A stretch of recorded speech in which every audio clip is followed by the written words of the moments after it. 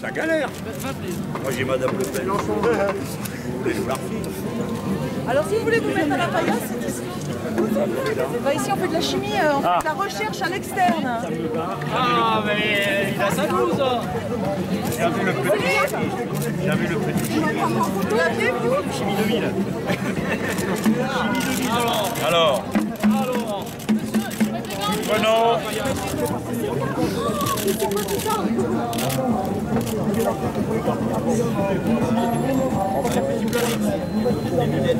Ça c'est le papier là. Un des blocs. Alors, je vous explique pour que vous compreniez comment ça marche.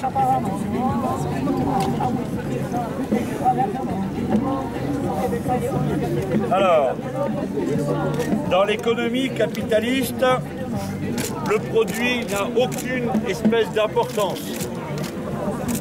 C'est-à-dire que vous êtes une entreprise qui fait des médicaments, c'est pas très important.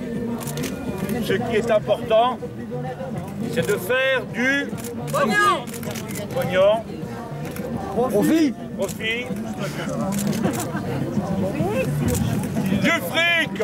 Ah, voilà. Voici donc le produit à la fin.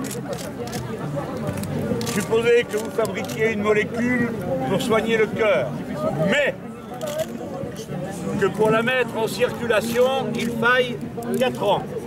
C'est pas beaucoup, hein. 4 ans. Et supposez que vous vouliez une molécule qui vous permet, après vous êtes fait implanter un cheveu par M. Cahuzac, faire que le cheveu se mette à friser. Allô? Et ça prend 1 an. Vous devez choisir entre eux. On va voir si vous suivez ce que je raconte. Cette dame qui est en train de mettre au point une molécule pour le cœur et celle-ci qui met au point des molécules pour les cheveux qu'implante M. Cahuzac. Qu'est-ce que vous devez faire si vous avez 500 sanofriques à placer? Qu'est-ce qui rapportera le plus?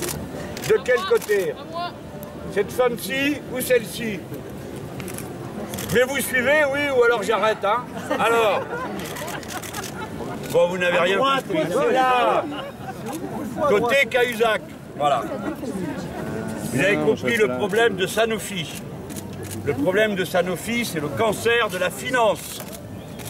Et contre le cancer de... Mais oui, qui est-ce qui ose contester? Ah bon?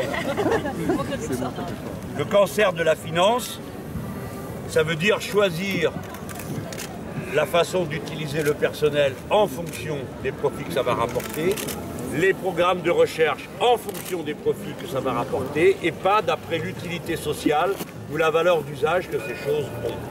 Voilà. Ici, vous avez un billet de 100 sanofriques. Qui sont les sanofriqués? Ce sont 2 voyous embauchés et recrutés sur le critère de leur cruauté. Parce que si vous prenez une personne normale, elle n'a pas la stupidité de préférer une molécule pour les cheveux à une molécule pour le cœur. Donc il faut que vous preniez des êtres qui sont moralement assez dégénérés pour préférer le profit maximum à l'utilité sociale et humaine. C'est-à-dire qu'il se dit, je m'en fous de savoir que quelqu'un merde d'un problème du cœur du moment que j'ai fait du fric grâce à des cheveux. Donc vous en recrutez 1 ou 2. Là, ils en ont recruté 2. Comme ce sont des êtres fondamentalement immoraux, il faut qu'ils soient dans une ambiance immorale. Sinon, ils ne peuvent pas faire correctement leur travail. Il faut que leur situation personnelle soit à lui tout seul un abus de pouvoir. De cette manière, ils se sentent bien. Comme vous direz, vous mettez un poisson rouge dans l'eau, et le poisson rouge est bien. Si vous mettez un salopard dans son ambiance, il est bien.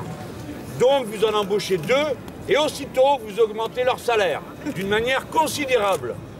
Là, c'est quelque chose comme 175%, c'est ça? Ils se sont augmentés. Mais ça ne suffit pas comme démonstration d'immoralité. 17 000 € par jour.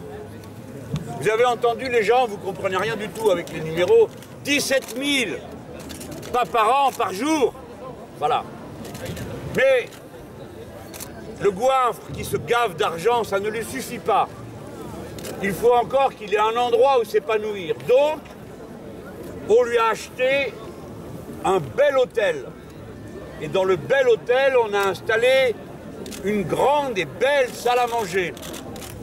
Et dans la grande et belle salle à manger, on a embauché pour faire la cuisine un super cuistot, un chef à 36 étoiles. Combien d'étoiles? C'est un 2 étoiles ou 3 étoiles? 3 étoiles, messieurs, dames. À ce moment-là, ça y est, le salopard a une paye immorale, le siège a changé, ça coûte plus cher, on lui a payé du personnel, ça y est, il est prêt à travailler, c'est-à-dire à faire ce pourquoi il a été recruté, c'est-à-dire virer des gens, détruire ce qui a été acquis par l'intelligence humaine pour faire du pognon. Voilà l'affaire Sanofi résumée. Dans ces conditions, cette entreprise est devenue la première capitalisation boursière du pays, grâce aux coupes qui sont faites partout dans cette entreprise. Et ils peuvent en toute impunité faire ce qu'ils veulent, parce que jamais la loi n'empêche les gens de faire ça. Jamais. Quand ces gens très intelligents, qui ont fait des études, vous savez, tous ceux que vous ne pouviez pas blairer à l'école, ceux qui sont devant, qui comprennent du premier coup, qui ont toujours 19 sur 20 et que vous êtes comme un con au fond, hein, c'est eux.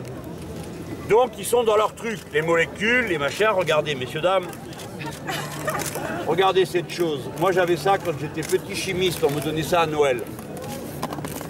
Bref, ces gens très intelligents ne s'occupent pas de tout ça. Beaucoup d'entre eux ne s'étaient jamais préoccupés de savoir le capitalisme et le reste, ce n'était pas leur sujet.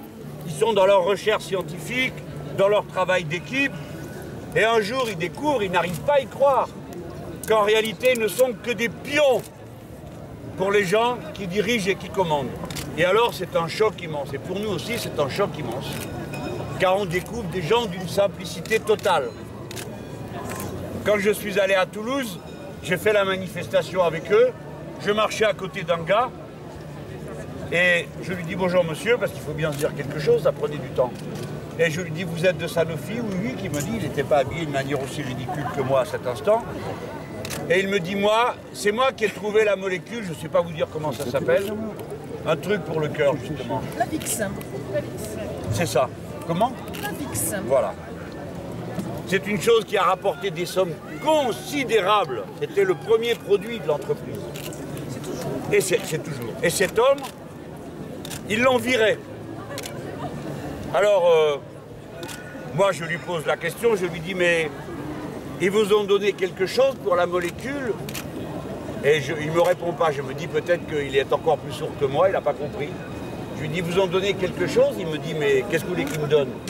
Ben, je lui dis je ne sais pas, une gratification. Il dit ah non j'ai eu ma paye, qu'il me dit. Et il était tout content. Vous voyez, ces gens-là ne sont pas normaux. Ils se contentent d'une paye, même quand ils trouvent des produits qui ont permis de sauver la vie à 400 000 personnes au moins dans le monde. Eh bien, ils se contentent d'une paye. Vous voyez pourquoi ils ont autant d'embêtements. Ils ne sont pas normaux, c'est pas la paye leur première préoccupation, encore que si vous leur donnez davantage, ils prennent. Hein. Ils s'intéressent à leur métier, ils rendent service aux autres. Et voilà pourquoi, depuis des mois et des mois, ils se battent pour défendre leur entreprise. Alors que peut-être ils pourraient s'en aller travailler pour d'autres qui leur proposeraient de l'argent pour utiliser leur beau cerveau rempli par l'école républicaine de la patrie des Français. Voilà, messieurs, dames, ce que j'avais à vous raconter à propos de Sanofi. J'ai parlé sous leur contrôle, j'espère que je n'ai pas dit de bêtises. Et si j'ai oublié quelque chose, voilà le moment où vous allez l'apprendre. À vous la parole. J'ai oublié quelque chose? Pas du tout, on est ravis que vous soyez là. Merci madame. Vous avez vu, hein, j'ai bien appris à Toulouse. Hein. Voilà. Depuis 8 mois, je pense que vous aviez de quoi quand même à faire. Ouais. J'ai lu votre tout le dossier qu'on m'a donné. Alors, on fait toujours pas. Bon voilà, ça y est, c'est fini, vous pouvez applaudir.